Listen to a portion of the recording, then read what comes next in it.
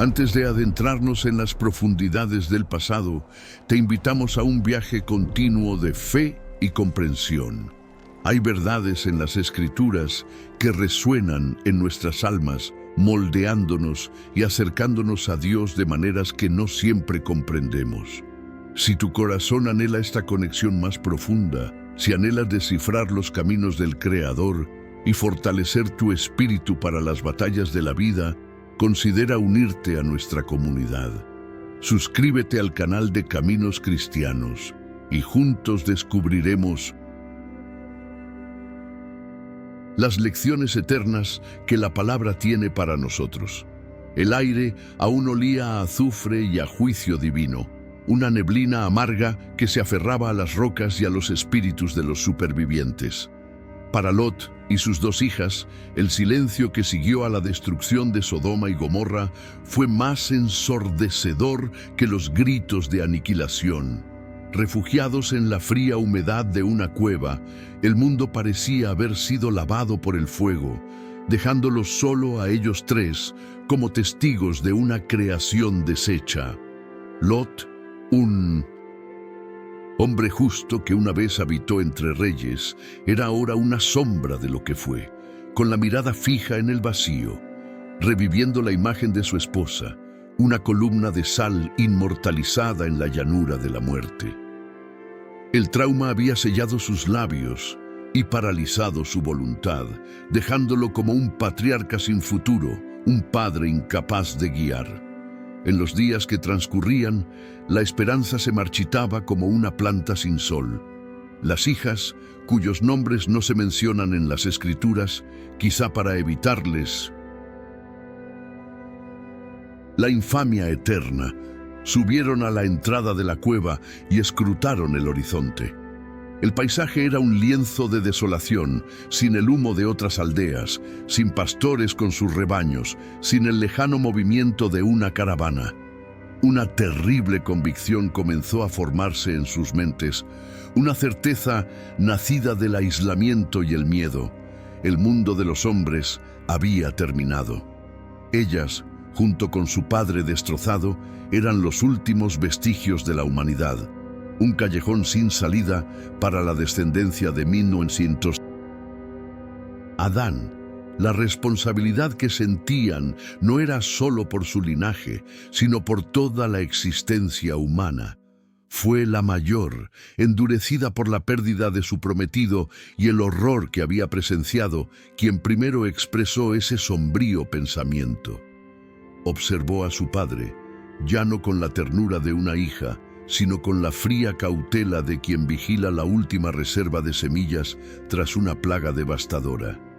En un susurro que apenas perturbó el aire estancado de la cueva, compartió su plan con su hermana menor. No era una propuesta nacida de la lujuria ni del deseo, sino de un desesperado y retorcido sentido del deber. La ley de Dios, tal como la conocían, parecía suspendida ante el apocalipsis que habían vivido. Si la raza humana quería sobrevivir a la extinción, debía sentar un nuevo y terrible precedente, un sacrificio de honor por la preservación de la vida. Esa noche, la oscuridad de la cueva se hizo cómplice de un acto que resonaría durante generaciones. Con el vino que habían rescatado de la ciudad condenada, embriagaron a su padre, sumiéndolo en las profundidades de la inconsciencia, donde la memoria no podía alcanzarlo. Lot, sumido en la bruma de la pena y el alcohol, no supo ni sintió cuando su hija mayor yacía a su lado, cumpliendo la primera parte del pacto impío. El fuego de la pequeña hoguera proyectaba sombras danzantes sobre el muro de piedra, como si los propios ángeles se retorcieran de dolor ante esta transgresión nacida de la desesperación. Fue un acto de creación teñido de vergüenza, una semilla de futuro plantada en la amarga tierra del incesto y el miedo. La mañana siguiente amaneció fría y gris, reflejando la descolorida presencia de los habitantes de la cueva. Lot despertó con la cabeza pesada y la boca seca. La noche anterior, Era una imagen borrosa y sin forma en su mente. No guardaba ningún recuerdo del pecado, solo el peso persistente de su pérdida. Un dolor que el vino no podía borrar, solo posponer. Su hija mayor le sirvió en silencio. Su rostro era una máscara de normalidad que ocultaba la tormenta interior. Había una nueva distancia entre ellos, un abismo de conocimiento que solo ella y su hermana podían ver. No era la culpa lo que la abrumaba, sino la firme determinación de alguien que había realizado un acto irrevocable en nombre de un bien mayor, un acto que la aisló para siempre de la inocencia. Cuando la noche volvió a cubrir las montañas con su manto oscuro, el ritual profano se repitió. Esta vez fue la hermana menor quien se acercó a su padre con la copa de vino.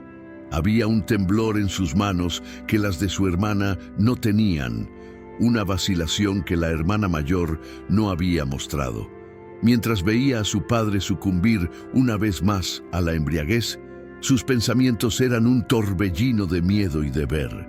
Se preguntaba si Dios podría traer vida de un acto tan retorcido, si la bendición de la progenie podría florecer de una raíz tan amarga.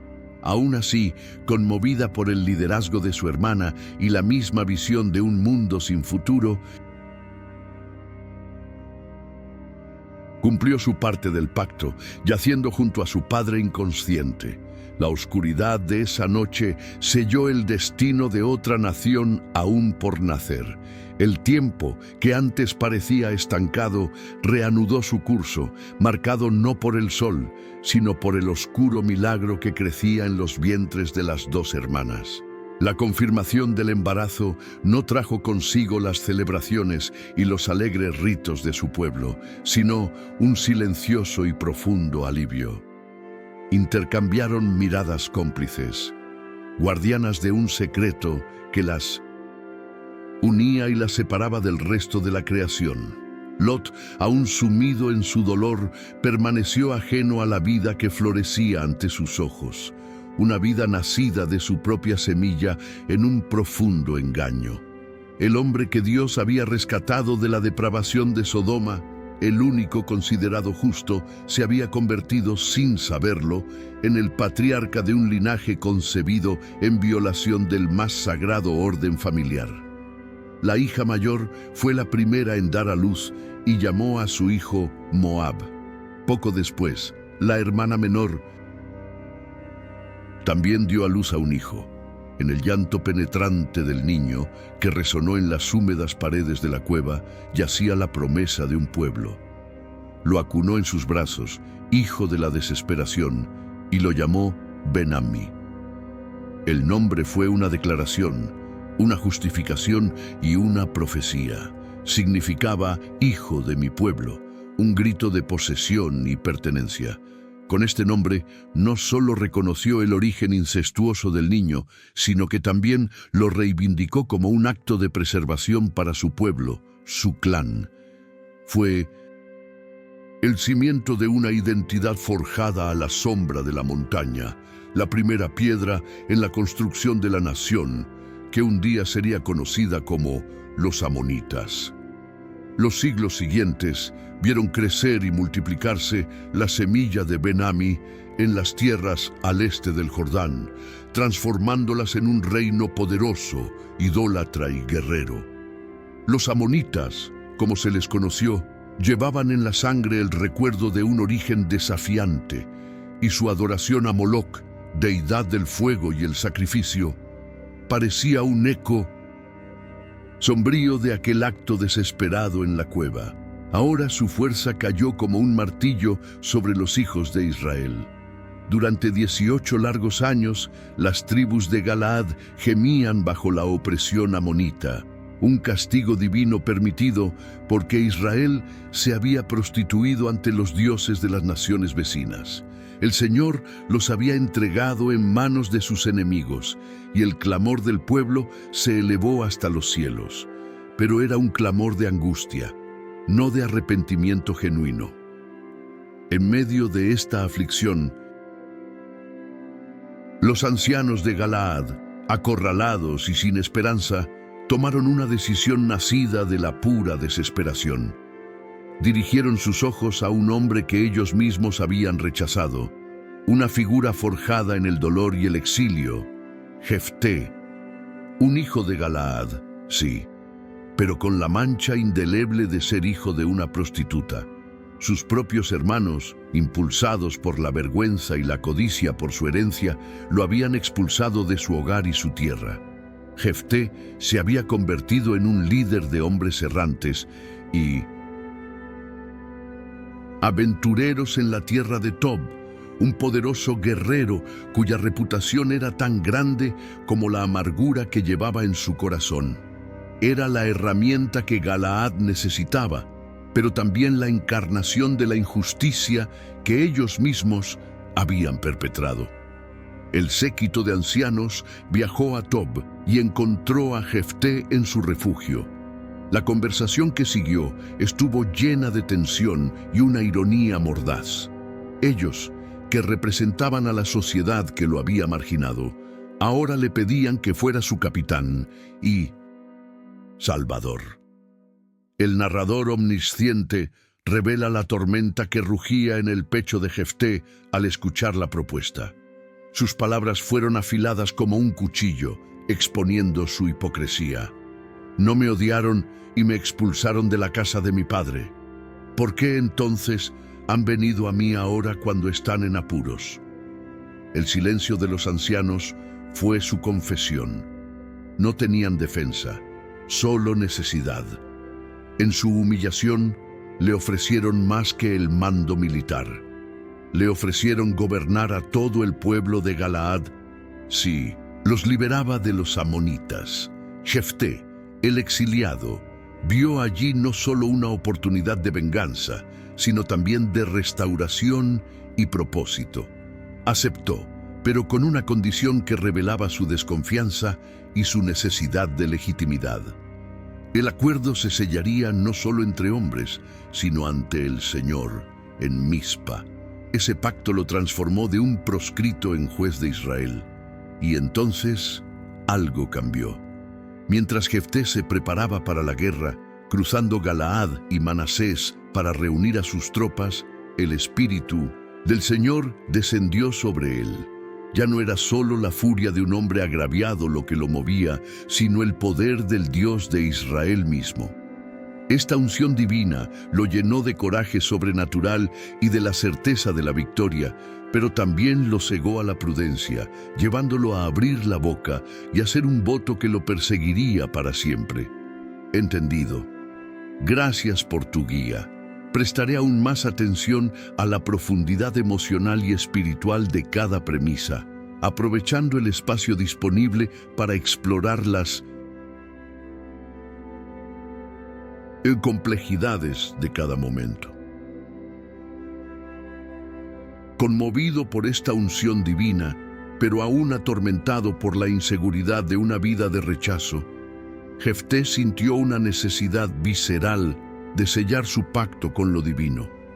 En su mente, el Espíritu del Señor era un poder abrumador pero quizás volátil, algo que necesitaba anclarse en una promesa humana. El voto que hizo, en voz alta ante sus hombres, no nació de una fe madura, sino de la desesperación de un hombre que siempre había tenido que negociar su valor. Todo lo que salga de las puertas de mi casa a recibirme cuando regrese en paz de los amonitas será del Señor y lo ofreceré en holocausto. No comprendía que el Dios de Israel no exige tratos y en su ignorancia espiritual arrojó una red de palabras sobre el destino sin imaginar jamás lo que traería de vuelta. La batalla que siguió fue la manifestación terrenal del poder que había descendido sobre Jefté. El ejército de Israel, liderado por su nuevo juez, luchó no solo con la fuerza de las armas, sino con una ferocidad santa que quebró el espíritu de los amonitas. Los opresores, que habían humillado a Galaad durante 18 años, Vieron en Jefté no un mero general, sino un ángel de destrucción. Cada golpe de espada, cada avance táctico parecía guiado por una sabiduría y una fuerza que no eran humanas. La victoria fue abrumadora y completa, una masacre que se extendió por 20 ciudades. Jefté, el hijo de la prostituta, el exiliado, se convirtió en el brazo del juicio de Dios. La mano del Señor fue pesada sobre los amonitas y fueron sometidos tan definitivamente que su amenaza fue silenciada por una generación. El viaje de regreso a Mizpa fue una marcha triunfal. El polvo de la batalla fue reemplazado por los vítores de un pueblo liberado. Por primera vez en su vida, Jefté no fue visto con desprecio ni desconfianza, sino con reverencia y gratitud. Era el Salvador de Israel, el héroe de Galaad. En su corazón, la amargura del pasado comenzó a disolverse, dando paso a un orgullo que le reconfortaba el alma. Pensó en su voto, pero con la serenidad de quien está dispuesto a pagar un precio justo por la gloria. En su imaginación, la puerta de su casa se abriría y uno de sus sirvientes, o quizás el mejor de sus animales, saldría a recibirlo. Sería un sacrificio costoso, sí, pero un símbolo apropiado de su gratitud al Dios que lo había exaltado. Pero lo que salió de la puerta no era ni un sirviente ni un animal. Era el sonido de panderetas y el ritmo de la danza, la melodía de la alegría más pura. Y en el centro de todo estaba ella, su hija, su única hija. Las Escrituras no le dan un nombre, quizás porque su identidad estaba tan completamente ligada a esta tragedia, convirtiéndola en un símbolo eterno de la inocencia sacrificada. En el instante en que Jefté la vio, el mundo se detuvo. El sabor de la victoria se convirtió en ceniza en su boca. El poder del espíritu que lo había guiado en la batalla ahora le mostraba la insoportable claridad de su error. En un gesto de absoluta desesperación se rasgó las vestiduras, un acto que simbolizó el desgarro en su propio corazón. Su voz, antaño el grito de guerra de un general, surgió como el lamento de un hombre destrozado. «Ah, hija mía, me has aplastado por completo». Al ver a su padre rasgarse la ropa y proferir palabras de pura agonía, no gritó ni intentó huir. Había en ella una serenidad que contrastaba marcadamente con su desesperación. La hija de Jefté comprendió, quizás en ese mismo instante, la terrible trampa que el voto de su padre había tendido. Su respuesta no fue una acusación, sino una sumisión que sonaba casi divina en su pureza. «Padre mío», dijo con una firmeza que lo escandalizó, «si has abierto tu boca al Señor, hazme lo que prometiste, porque el Señor te ha vengado de tus enemigos, los amonitas». En su corazón, la victoria de Israel y el cumplimiento de la palabra de su padre a Dios pesaban más que su propia vida.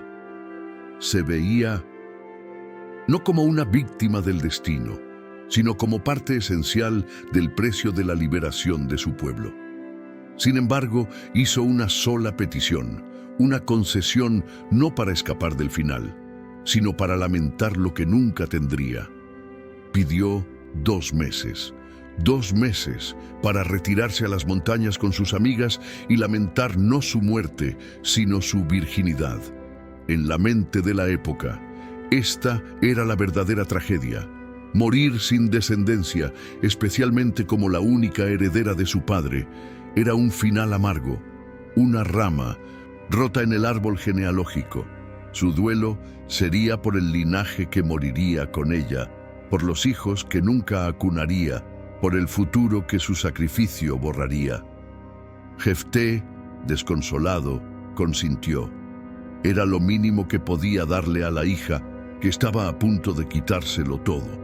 Aquellas semanas en las montañas de Galaad no fueron un tiempo de rebelión ni cuestionamiento, sino de una despedida profunda y solemne.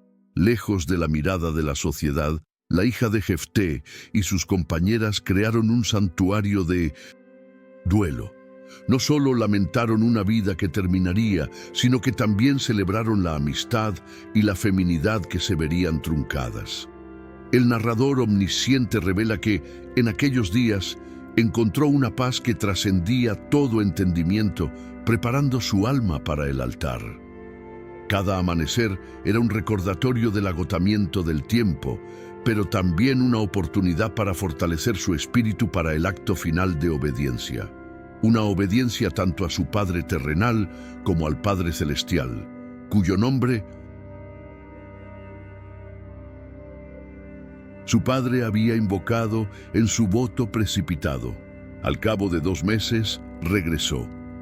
Su regreso no fue el de una prisionera, sino el de alguien que había aceptado su papel en un drama divino y terrible. Se presentó ante Jefté, dispuesta. El texto sagrado describe el momento con una sencillez devastadora, y cumplió en ella el voto que había hecho. La narración no se detiene en los detalles del acto, preservando el misterio y centrándose en la consecuencia espiritual. La victoria de Jefté sobre los amonitas fue completa, pero el precio fue la extinción de su propia casa. La alegría de la liberación de Israel quedó para siempre manchada por el dolor de su líder, y así su tragedia personal se convirtió en memoria colectiva, y las hijas de Israel acudieron a las montañas año tras año a llorar durante 4 días a la hija sin nombre de Jefté, la virgen sacrificada en el altar de un voto imprudente. La época de los jueces, con su ciclo de pecado, opresión, clamor y liberación, llegaba a un triste final. El pueblo de Israel, que miraba con envidia la estabilidad y el poderío militar de sus vecinos, ya no se conformaba con el gobierno invisible de su Dios. Pidió un rey, un hombre de carne y hueso, a quien pudiera ver y seguir en la batalla. A través del profeta Samuel, el Señor concedió el deseo de sus corazones, pero no sin advertirles sobre el precio de la monarquía. Saúl, hijo de Cis, de la tribu de Benjamín, fue elegido, un hombre alto y apuesto, ungido rey en una ceremonia privada, pero cuya autoridad aún era frágil y cuestionada por muchos. La nación era un mosaico de tribus desconfiadas, y el nuevo rey necesitaba una prueba de fuego para forjar la unidad y demostrar su llamado divino. La prueba no se hizo esperar, y provino, una vez más, de los descendientes de Amón. Mientras Saúl aún se aclimataba a su nueva posición, casi volviendo a su vida de granjero en Gibeá, una sombra cayó sobre la ciudad de Jabes de Galaad. Nahas, el rey amonita, cuyo nombre significaba serpiente, rodeó la ciudad con un ejército cruel y disciplinado. El terror se apoderó de los habitantes. Aislados y sin un ejército nacional que los defendiera, los hombres de Jabes de Galaad vieron la rendición como su única salida. Ofrecieron a Nahas un pacto de servidumbre, dispuestos a convertirse en sus vasallos a cambio de sus vidas. Sin embargo, la respuesta de la serpiente amonita revelaría una maldad que iba mucho más allá de la simple conquista. Nahas aceptó un pacto, pero impuso una condición que heló la sangre de los ancianos de la ciudad. Perdonaría al pueblo, pero solo si podía sacarles el ojo derecho a cada uno. No se trataba de un acto de salvajismo fortuito, sino de una jugada maestra de guerra psicológica y humillación nacional. Era un gesto calculado para afrentar una deshonra indeleble a toda la nación de Israel. Un guerrero sin ojo derecho quedaba inservible en la batalla, incapaz de empuñar escudo y lanza con eficacia. Nahas no solo quería sirvientes, quería crear un monumento viviente a la impotencia de Israel y su Dios, marcando a cada hombre de Jabes de Galaad como símbolo de su vergüenza. Los ancianos de la ciudad, en un último acto de desesperación, pidieron 7 días para buscar ayuda. Y Nahás, arrogante en su certeza de que no llegaría ayuda, se la concedió. Los mensajeros corrieron a Gibeá, la ciudad de Saúl, y comunicaron la terrible noticia. La reacción del pueblo fue de impotencia y llanto. Fue en este duelo que Saúl regresó del campo persiguiendo a sus bueyes. Al enterarse de la causa del llanto colectivo, el Espíritu de Dios se apoderó de él de una manera abrumadora. Este no fue un ataque de ira ordinario, fue una furia santa, la ira de Dios mismo contra la arrogancia de Nahás y la humillación de su pueblo. El granjero desapareció, y en su lugar surgió un rey, consumido por un fuego divino que lo obligó a actuar de inmediato y drásticamente. La furia que se apoderó de Saúl no se expresó con palabras, sino en una acción simbólica y aterradora que conmocionó a la nación y la unió como nunca antes. Tomó la yunta de bueyes con la que había estado trabajando, símbolo de su vida anterior, y la hizo pedazos. Los pedazos ensangrentados fueron enviados por mensajeros a todos los rincones de Israel, desde Dan hasta Beerseba. El mensaje que acompañaba a los restos de los animales era brutal e inequívoco. Así se hará con los bueyes de quien no siga a Saúl y a Samuel. Era un ultimátum que invocaba no solo la autoridad del nuevo rey, sino también el peso espiritual del profeta de Dios. No era una invitación a la guerra, sino un llamado divino que no admitía rechazo. El efecto fue inmediato y abrumador. Las Escrituras dicen que el temor del Señor cayó sobre el pueblo, una reverencia temerosa que superó las lealtades tribales y la desconfianza personal. De cada aldea y pueblo, los hombres de Israel se levantaron y marcharon, no como contingentes separados, sino como un solo hombre. Saúl los reunió en Besek, y allí, bajo su mando, estaba un ejército como Israel no había visto en generaciones. 300.000 hombres de las tribus del norte y 30.000 de Judá. El agricultor que había sido despreciado por algunos era ahora el general indiscutible de una nación unida. La amenaza amonita, destinada a exponer la debilidad de Israel, se convirtió en el catalizador que forjó su primera gran demostración de fuerza unificada bajo su rey. Con su ejército estacionado, Saúl envió un mensaje de esperanza al pueblo asediado de Jabes de Galaad, una promesa que debió haber sonado como la voz de ángeles para los hombres que ya contaban los días hasta su mutilación. Mañana, cuando el sol caliente, les llegará su liberación. Al recibir la noticia, los hombres de la ciudad, con corazones exultantes, usaron astucia contra sus opresores, diciéndole a Nahás que se rendirían al día siguiente. El rey amonita y su ejército, confiados y arrogantes, relajaron su vigilia, anticipando el sádico placer de su victoria.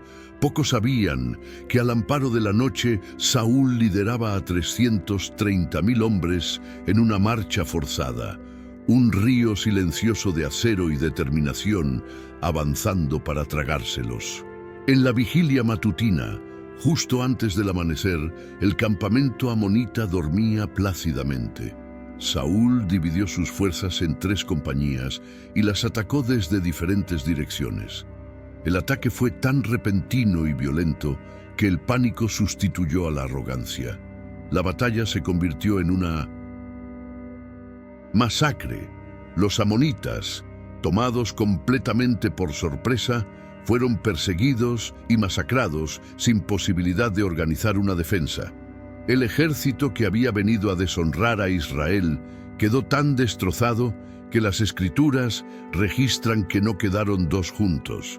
La victoria no solo fue una liberación para Jabes de Galaad, fue la confirmación divina del reinado de Saúl. La sangre amonita derramada ese día consolidó el trono del primer rey de Israel y estableció su autoridad sobre toda la nación. Pasaron los años y el reinado de Saúl, que había comenzado con la ira divina contra los amonitas, terminó en tragedia y desobediencia. El trono de Israel ahora pertenecía a David, el rey pastor, un hombre conforme al corazón de Dios que había transformado la nación en un imperio respetado. En su corazón, David buscó la paz donde fuera posible y recordó una bondad que Najas, el rey de los amonitas, le había mostrado en algún momento de su pasado. Cuando David se enteró de la muerte de Mefiboseth, Najas decidió honrar esa memoria extendiendo una mano de amistad a su hijo y sucesor, Hanún. Una delegación de funcionarios de alto rango fue enviada desde Jerusalén a Rabá, la capital amonita, no con cascos y espadas, sino con palabras de consuelo y regalos de buena voluntad. Fue un gesto de diplomacia y respeto, un intento de mantener la paz entre los dos reinos. Sin embargo, la corte amonita era un foco de desconfianza y resentimiento histórico. Los príncipes de Amón, viendo el creciente poderío de Israel, no como una oportunidad para forjar alianzas, sino como una amenaza existencial, se acercaron a su nuevo e inexperto rey. Sembraron la duda en su mente, envenenando el gesto de David con sus propias sospechas paranoicas. ¿Crees que David honra a tu padre enviándote consoladores?, susurraron. ¿No te envió a sus siervos más bien para espiar la ciudad, observarla y destruirla? Hanún, un rey débil e inseguro, más dispuesto a escuchar el consejo del miedo que el de la sabiduría, permitió que la semilla de la sospecha floreciera en su corazón, lo que lo llevó a cometer un error de cálculo de proporciones catastróficas. Creyendo la traición que sus consejeros habían inventado, Hanún decidió infligir a los embajadores de David la humillación pública más profunda que la cultura de la época pudiera concebir. Los capturó y ordenó que les afeitaran la mitad de la barba a cada uno.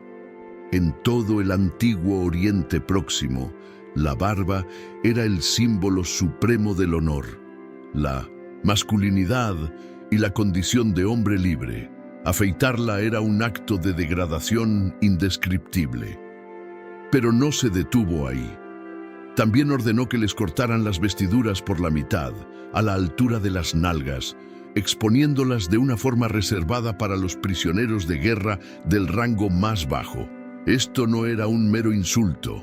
Era una declaración visual de guerra, un acto de desprecio que comunicaba, sin palabras, que Amón consideraba al gran rey David y a su reino un hazmerreír. La noticia de la afrenta llegó a David antes de que sus hombres pudieran siquiera armarse de valor para regresar.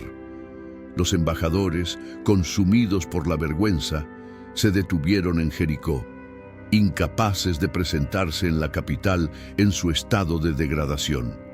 El corazón de David se llenó de una furia fría y contenida.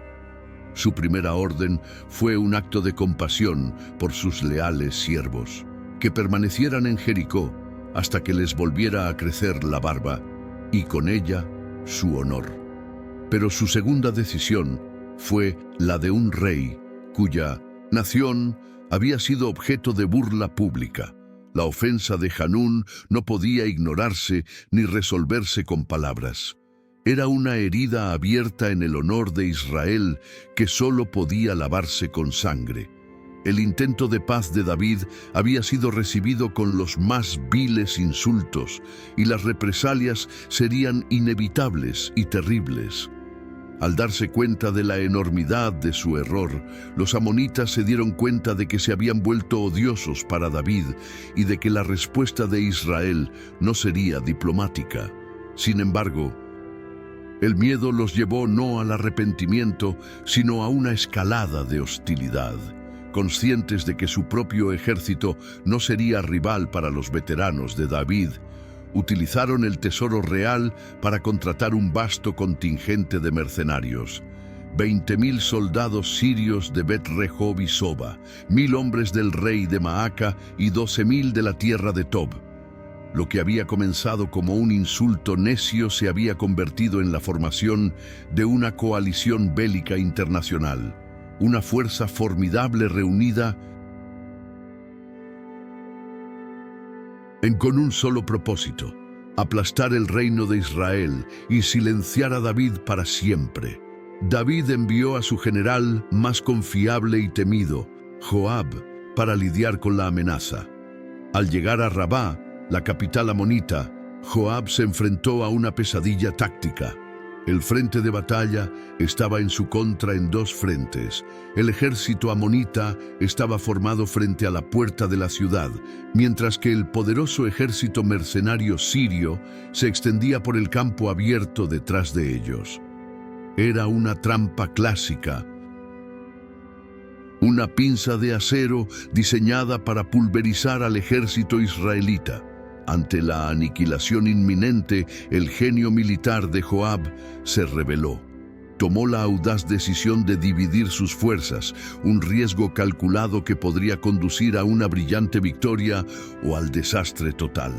Él mismo lideraría a la élite de Israel contra los sirios, la mayor amenaza, mientras que su hermano Abisai contendría a los amonitas.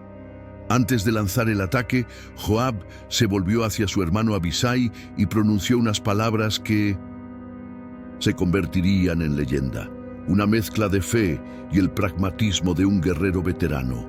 Esfuérzate y hagamos valentía por nuestro pueblo y por las ciudades de nuestro Dios, y el Señor hará lo que le parezca bien. Con esta solemne bendición, avanzó con sus mejores hombres contra el ejército sirio. Al ver la decidida carga de las tropas de élite de Israel, los mercenarios sirios, cuyos corazones luchaban por el dinero más que por la convicción, vacilaron y huyeron.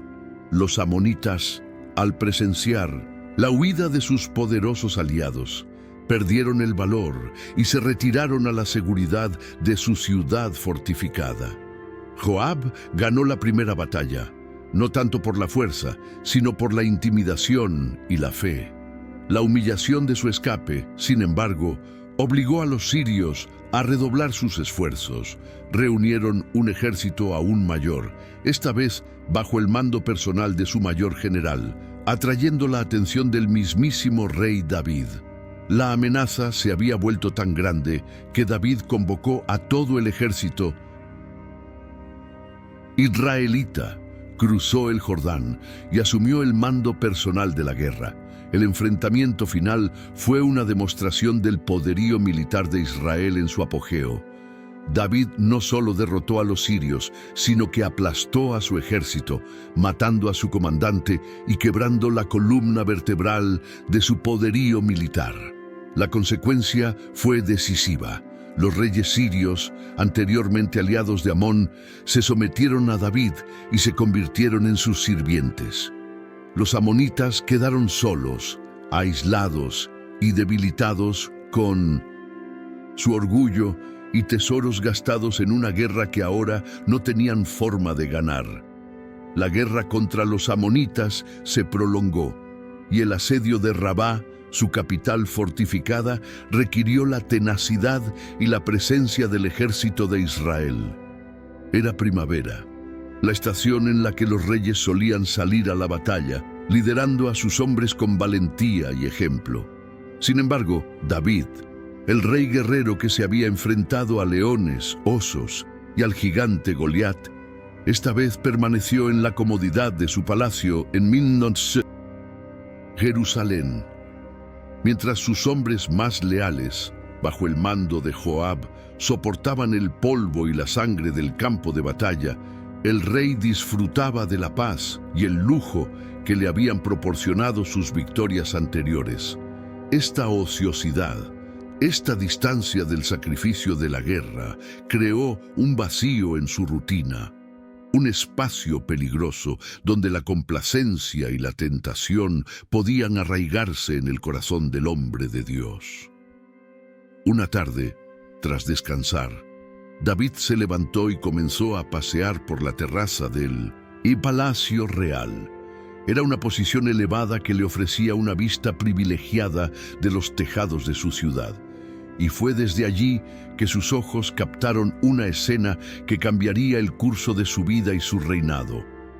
En un patio vecino, una mujer de extraordinaria belleza se bañaba.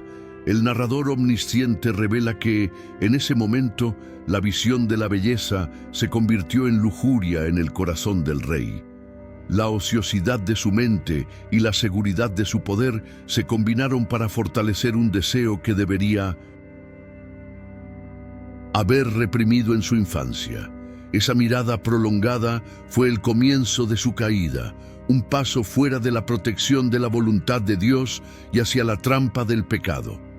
La tentación se convirtió rápidamente en acción. David no apartó la mirada ni se refugió en la oración. Avivó la llama. Envió un mensajero para descubrir la identidad de la mujer. La respuesta llegó clara como una alarma divina. Es Betsabé, hija de Eliam y esposa de Urías elitita. Cada información era una barrera que debería haber detenido al rey. Era hija de uno de sus consejeros y sobre todo esposa de Urías, uno de sus soldados más nobles y leales, un hombre que en ese preciso momento se encontraba en el asedio de Rabá, arriesgando su vida por su rey y su país. Pero la lujuria había ensordecido a David a la voz del honor, la lealtad y la ley de Dios. Usó su autoridad real, un don divino para la justicia, como instrumento para satisfacer su deseo ilícito. Envió mensajeros y la trajo al palacio. El adulterio se consumó en la oscuridad de la noche, un sucio secreto oculto en los aposentos reales. Betsabé, tras purificarse, regresó a su casa. David pudo haber creído que el asunto estaba zanjado, un lapsus momentáneo que permanecería sepultado en la oscuridad. Pero la semilla del pecado, una vez plantada, germina con consecuencias inevitables. Poco después, llegó un mensaje al palacio, transformando el crimen pasional en una crisis sucesoria y un escándalo mortal. Las palabras de Betsabé fueron sencillas y aterradoras. Estoy embarazada. El pecado secreto de David estaba a punto de salir a la luz, forzando al rey a una espiral de engaños, traiciones y asesinatos para intentar encubrir lo que había hecho. El pánico se apoderó del corazón de David. El rey que había enfrentado ejércitos sin pestañear, ahora temblaba ante las consecuencias de su pecado. Su primera reacción no fue buscar el perdón divino, sino idear un plan para ocultar su transgresión a los ojos humanos. La astucia que tan a menudo había empleado en la guerra, ahora la empleaba en el arte del engaño. Envió una orden al campo de batalla para que Urías, elitita, fuera enviado de regreso a Jerusalén, con el pretexto de que el rey deseaba noticias frescas del progreso del asedio. El plan era simple y sórdido. Urías, al regresar de la guerra, yacería naturalmente con su esposa, y así el embarazo de Betsabé quedaría legitimado a los ojos del mundo. Urías, el soldado leal, obedeció con prontitud, sin saber que estaba siendo llamado a ser un peón en el juego sucio de su rey. Urías se presentó ante David, le dio su informe de la guerra con la precisión de un soldado dedicado y luego recibió la orden del rey de regresar a casa a descansar. David incluso le envió un regalo de la mesa real, un gesto de aparente favor, pero en realidad un señuelo para atraerlo a los brazos de su esposa. Sin embargo, el plan de David se topó con un obstáculo inesperado: el honor inquebrantable de Urías. En lugar de irse a casa, el noble Soldado durmió en el patio del palacio junto con los demás sirvientes del rey. A la mañana siguiente, confrontado por David, su respuesta fue una reprimenda involuntaria que debió de conmover el corazón culpable del rey. El arca, Israel y Judá están en tiendas, y mi señor Joab y los siervos de mi señor están acampados en campo abierto. ¿Cómo podría yo volver a casa a comer, beber y acostarme con mi esposa? Tan cierto como que vives, que no haré tal cosa. La integridad de Urías expuso la falta de integridad de David, frustrando su plan. Desesperado, el rey lo intentó por segunda vez. Invitó a Urías a comer y beber en su presencia y lo emborrachó, con la esperanza de que el vino quebrantara su disciplina y lo llevara a casa. Pero incluso borracho, la lealtad de Urías a sus compañeros soldados en la batalla superó su deseo de comodidad. Volvió a acostarse con los sirvientes del rey. Acorralado, David tomó una decisión que lo sumió en las profundidades de la depravación. El hombre que una vez escribió salmos de alabanza a Dios, ahora tomó la pluma para escribir una sentencia de muerte. Escribió una carta a Joab, una orden breve y fría que selló el destino de su soldado más fiel. Pon a Urías en primera línea, donde la lucha es más encarnizada. Luego, retírate dejándolo herido y muerto. El último acto de traición de David fue de una crueldad casi impensable. Entregó la carta, la orden para su propio asesinato, en manos del propio Urías. El soldado, fiel hasta el final, llevó su propia sentencia de muerte de vuelta al campo de batalla y se la entregó a Joab. El general, un hombre pragmático y brutalmente leal al poder del trono, leyó la orden y la llevó a cabo sin cuestionarla. Durante el siguiente asalto a la ciudad amonita, Urías se posicionó en un lugar de extremo peligro. En el apogeo de la batalla, como se ordenó, las tropas israelitas se retiraron, abandonándolo a su destino. Urías elitita, uno de los hombres poderosos de David, fue asesinado por la espada de los enemigos amonitas, pero la verdadera arma que lo mató fue la pluma del rey. El adulterio de David había dado origen al asesinato. Tras el duelo por Urías, David mandó llamar a Betsabé, la tomó por esposa y la llevó al palacio real.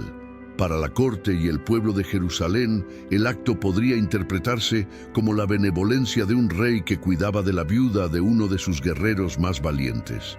Cuando nació el hijo de su adulterio, la fachada de normalidad parecía completa. David,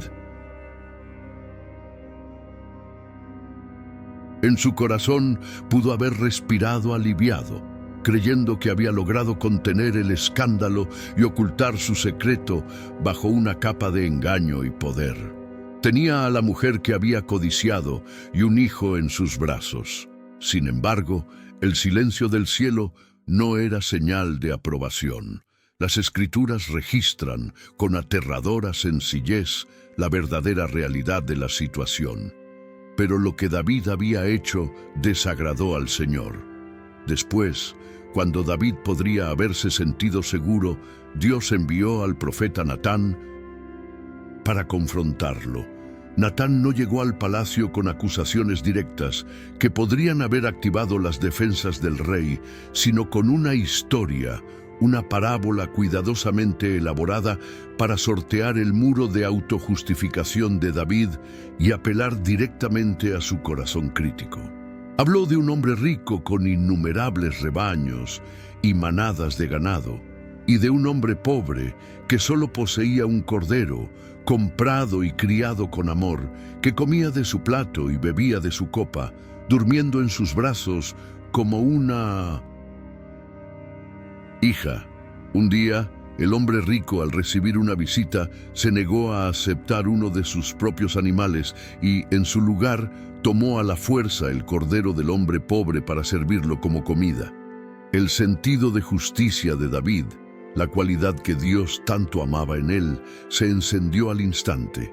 La crueldad y el egoísmo del hombre rico de la historia lo llenaron de justa furia. Poniéndose de pie, el rey pronunció su sentencia con la autoridad que Dios le había dado, declarando que tal hombre era digno de muerte y debía restituir el cordero 4 veces por haber actuado sin compasión. En ese momento, David era el rey justo, el protector de los débiles, el ejecutor de la ley divina.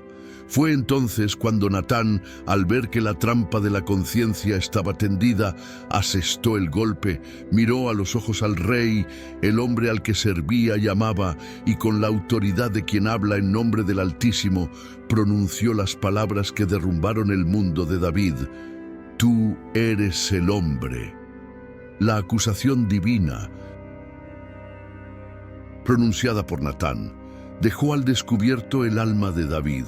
El profeta enumeró entonces todas las bendiciones que Dios le había otorgado, sacándolo de detrás de las ovejas para hacerlo príncipe de Israel, liberándolo de Saúl, dándole el reino y sus riquezas. Y entonces vino la pregunta que resonaría para siempre en sus oídos. ¿Por qué, pues, menospreciaste la palabra del Señor, haciendo lo que era malo a sus ojos?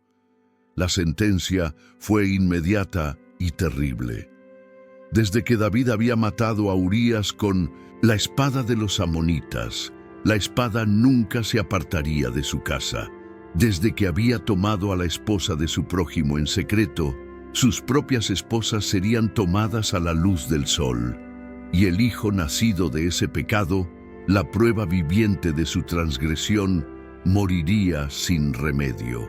El juicio de Dios había llegado. La espada, como profetizó Natán, no se apartó de la casa de David, cuyos últimos años estuvieron marcados por la rebelión, el asesinato y el dolor familiar. Tras su muerte, el trono pasó a Salomón, su hijo con Betsabé. El comienzo del reinado de Salomón fue una época dorada para Israel. Bendecido por Dios, con una sabiduría sin precedentes, gobernó un reino de paz y prosperidad.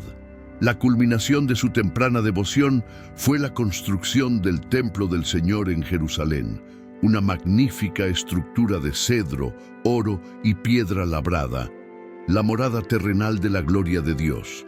La nación alcanzó la cima de su poder e influencia, y parecía que la sabiduría de Salomón había inaugurado una era de estabilidad y bendición que duraría para siempre. Sin embargo, la misma sabiduría que Salomón demostró en sus juicios y administración del reino fracasó catastróficamente en un área crucial.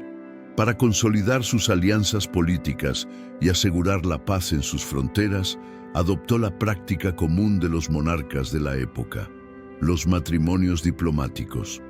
Amaba a muchas mujeres extranjeras, acumulando un harén de 700 esposas y 300 concubinas.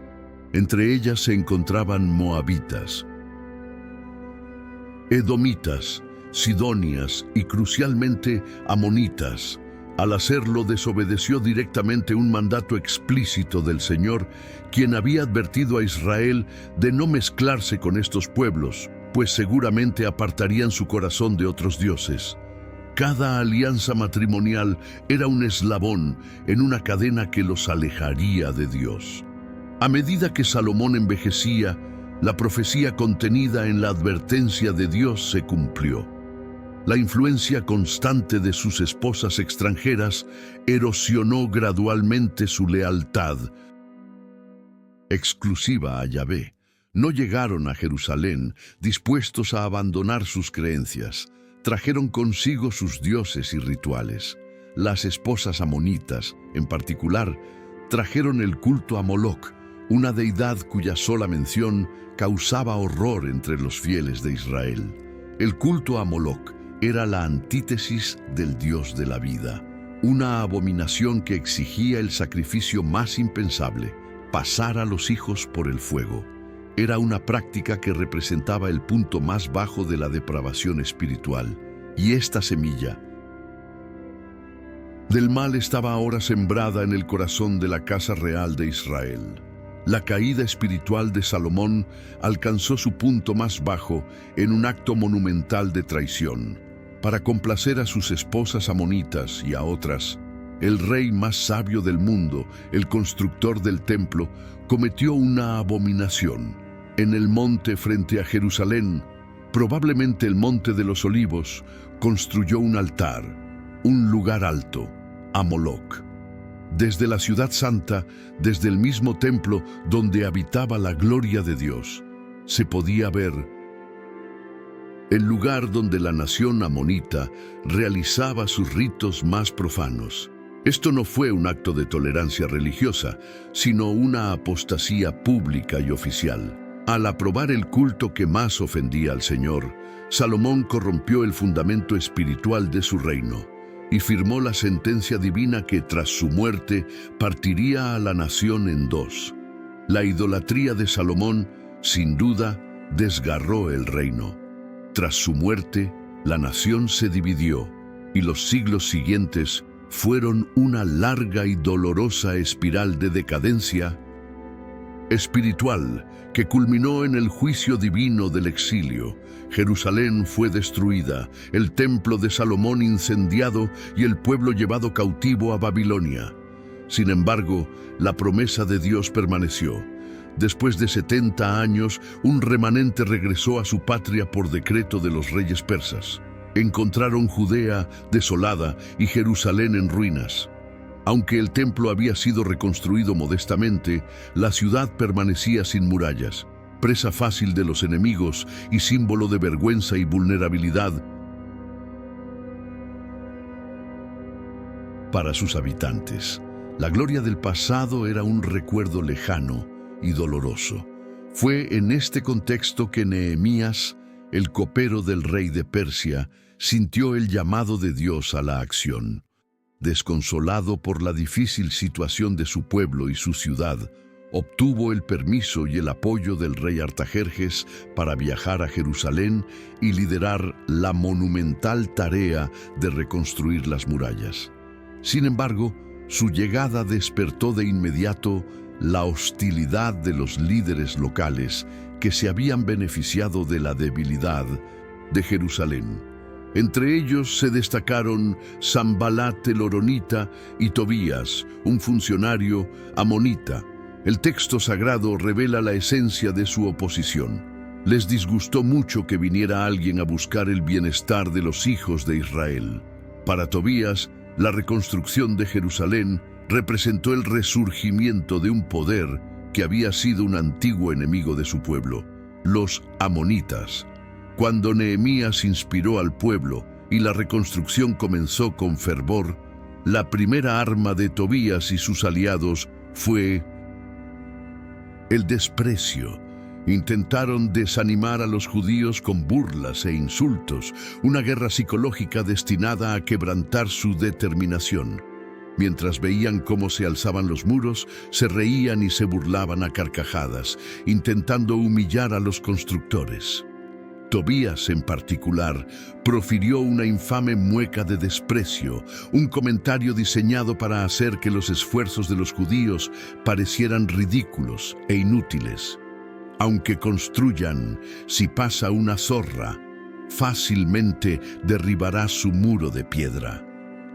Con Pinson, estas palabras intentó convencer a los obreros de que su obra era frágil y que su Dios era incapaz de protegerla. Pero la burla no surtió efecto. Nehemías oró a Dios, y el pueblo, entregado de corazón a la obra, continuó con aún más vigor. Al ver que las murallas ya estaban a medio construir y que las brechas comenzaban a cerrarse, la frustración de los enemigos se convirtió en furia.